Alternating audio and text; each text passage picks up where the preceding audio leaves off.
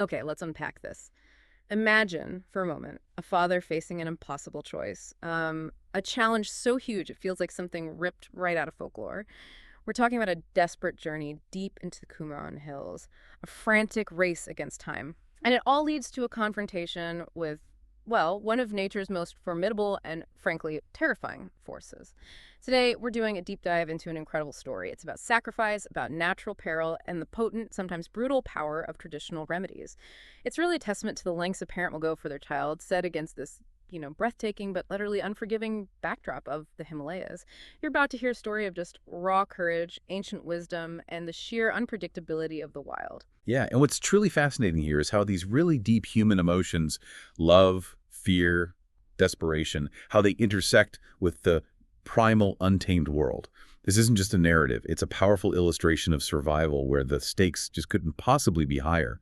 We'll explore not just the events that happened, but the really profound reasons why this particular pursuit was so incredibly dangerous, yet in that specific moment, absolutely necessary. Right. To really get the sheer magnitude of Deepak's choice, we need to picture his life there, in those remote Kuman hills. So let's start at the beginning. What was the dire situation in his small stone house that set this whole incredible journey in motion?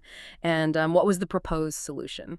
The almost miraculous one. Well, Deepak's home, usually, filled with the sounds of daily life, it was instead consumed by this silence. A silence described as heavier than the winter mist. And it wasn't a peaceful quiet, you see. It had replaced the laughter and the playful shouts of his 6-year-old son, Rohan. Rohan was gravely ill. He was struggling with a severe case of pneumonia. His breathing was ragged, wheezing. Now, local doctors had offered what modern medicine they could, but there was this deeply held belief in the community, a kind of traditional wisdom passed down. The real remedy, the true path to strength and healing, the actual tonic for life, lay in a spoonful of madhu. Madhu. So not just any honey, then, is that what you're saying? Exactly. We're talking about wild honey, but a very, very specific kind. The source was the Himalayan giant bee, Apis laboriosa. Now, these aren't your average garden bees, not at all. They're known throughout the region, and especially among healers, for having these really potent medicinal properties. People genuinely believe this honey could, cut through the severity of Rohan's illness. But here's the crucial part, the real kicker. While it was revered for its power, this particular honey was also, and I quote, known for its peril. It's a powerful contradiction, isn't it? A cure that comes from a place of just extreme danger. And that's where it gets really interesting because Deepak, he wasn't a honey hunter, was he? He was a farmer. His hands would have been calloused from, working the soil, handling a plow, not gripping ropes against sheer rock faces. So what was it really that drove him, a man of the earth, to even attempt such a terrifying feat? And gosh, how did his family react to this desperate decision? You hit right on the core of it, his motivation.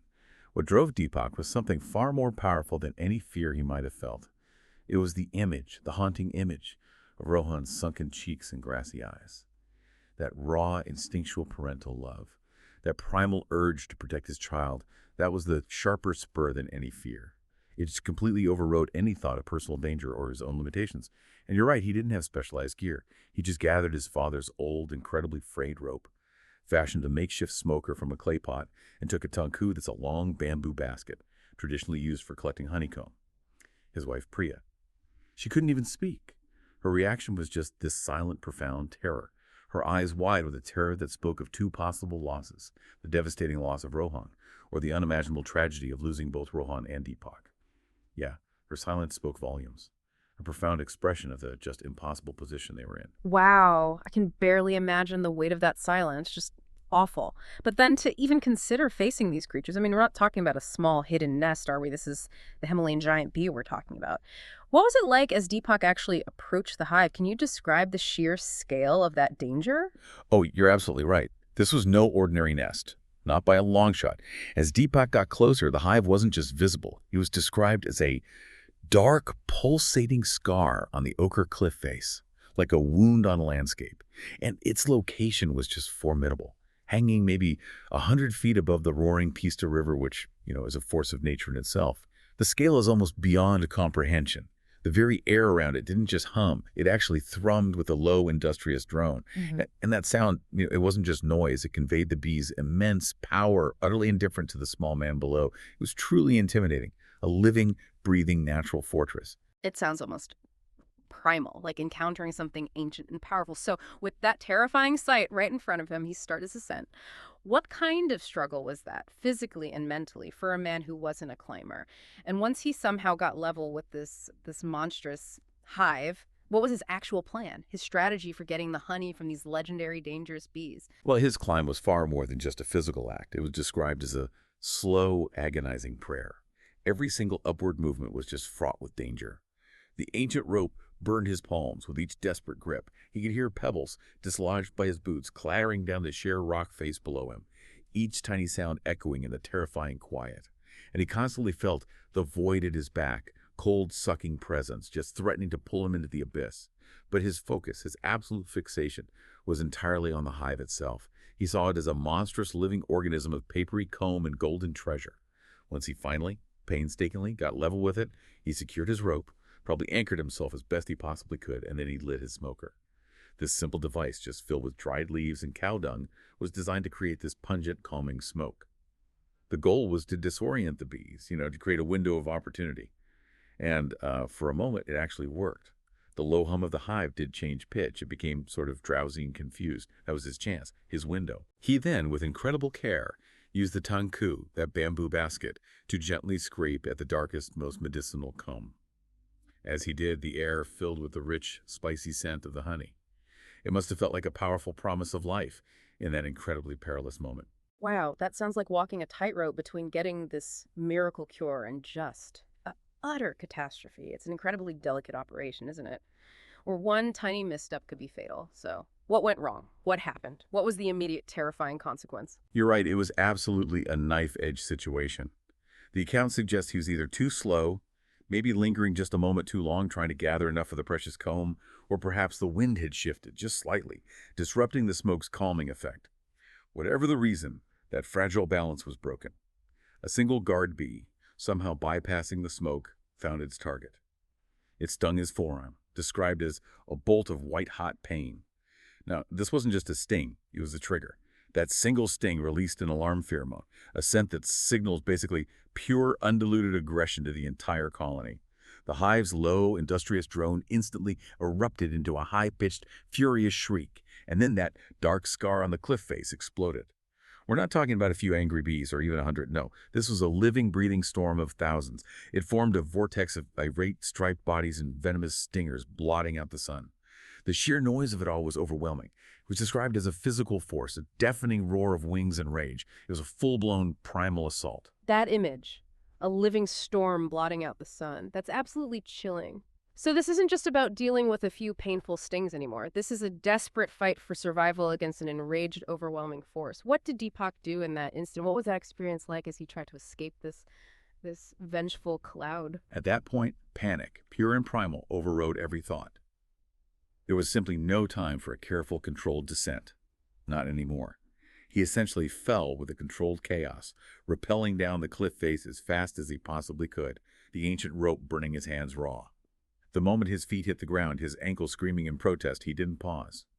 Not for a second. He just ran. The swarm wasn't merely pursuing him. It was described as a vengeful cloud that moved with one mind, a predator of 1,000 parts. The stings were just relentless.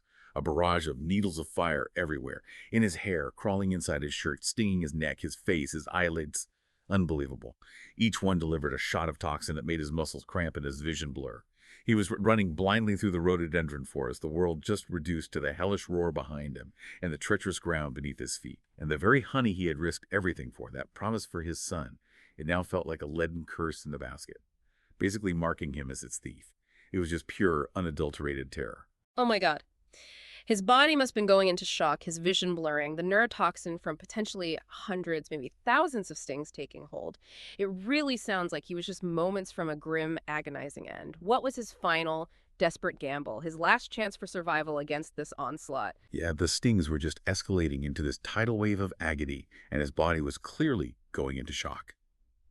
He knew, with this horrifying clarity, that he had maybe seconds before the neurotoxin paralyzed him, which would leave him utterly defenseless, just to be stung to death right there. It was then, through the torment and the blurring vision, that he heard it, the mighty roar of the Teesta River. He was presented with two horrific choices. Two deaths. 1,000 fiery needles or the cold, crushing embrace of the river. In that desperate moment, he chose the chance of life. With just a guttural cry, a raw sound of pure desperation, he launched himself off the bank, plunging into the glacial meltwater. The cold. It must have been a second shocking agony. It stole his breath, constricted his heart, but crucially, it also numbed the fiery stings. It gave him that tiny bit of relief. He submerged his entire head, holding it down against the powerful current. When he finally surfaced, gasping for air, the bees were still there. They were hovering over the water like a biblical plague, but their fury was somehow confused by the element they could not penetrate. He had found a temporary, icy mercy. An incredible escape, but only a partial one, really. So he survived the river, but in what state? What was the immediate aftermath of this just brutal ordeal? And the burning question, the one we've been leading up to, did the honey, this precious and so painfully won Madhu, did it actually work for Rohan? Well, Deepak, basically half dead from the cold and the venom, he somehow dragged himself onto the opposite bank miles downstream. His body was described as a grotesque map of swollen, pulsing welts, and his face was so disfigured it was unrecognizable. Just horrific. But against all odds, still clutched in his numb hand was the tanku, and inside it, the precious honeycomb, though battered and diluted with river water, was mostly intact. He had held onto it. When he finally stumbled back into his village, Priya's initial cry of horror at seeing his appearance instantly turned to one of desperate hope the moment she saw the basket he carried. They immediately administered the honey to Rohan that night, carefully. And what happened next is the miracle they had prayed for, risked everything for. The next morning, the boy's fever broke. His breathing eased, becoming deep and regular for the first time in weeks. Wow, so the honey worked. It actually worked. But Deepak, he paid an immense price for that cure, didn't he? Oh, he absolutely did. The honey saved his son, yes. But Deepak himself lay on his own cot, just racked with pain, his body a living testament to the brutal conflict between a father's love and the unforgiving laws of the wild.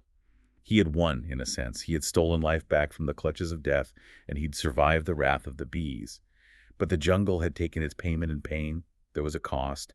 He drifted into this feverish sleep, haunted not by the roar of the river, but by the memory of 1,000 wings, a sound he knew would sting his dreams forever. This wasn't some clean victory. It was a profound transformation. He knew, absolutely knew, he would never look at a bee or a cliff or even the honey that saved his son the same way again. His relationship with the natural world and with survival itself was just irrevocably altered by that experience. So what does this all really mean for us listening to this?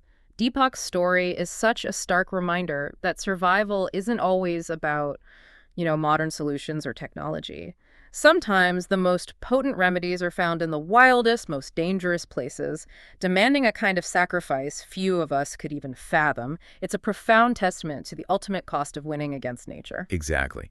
And I think this raises a really important question. In our modern world, where we often feel so insulated, so removed from raw, untamed nature, what can we truly grasp from a story like Deepak's? It shows us that while we might temporarily overcome nature's immediate threats, like he did with the river, there's often an enduring payment, psychological, physical. It's a profound lesson in humility, I think, revealing that even a life saved can leave these indelible marks that completely redefine our relationship with the wild forever.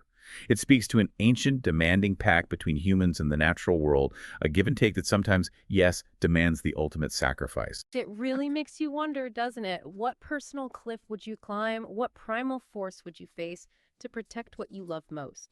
This deep dive leaves you with that haunting sound of 1,000 wings, a father's enduring pain, and a son's new breath, a stark reminder of the incredible, terrifying power of love and survival. Definitely something to mull over until our next deep dive.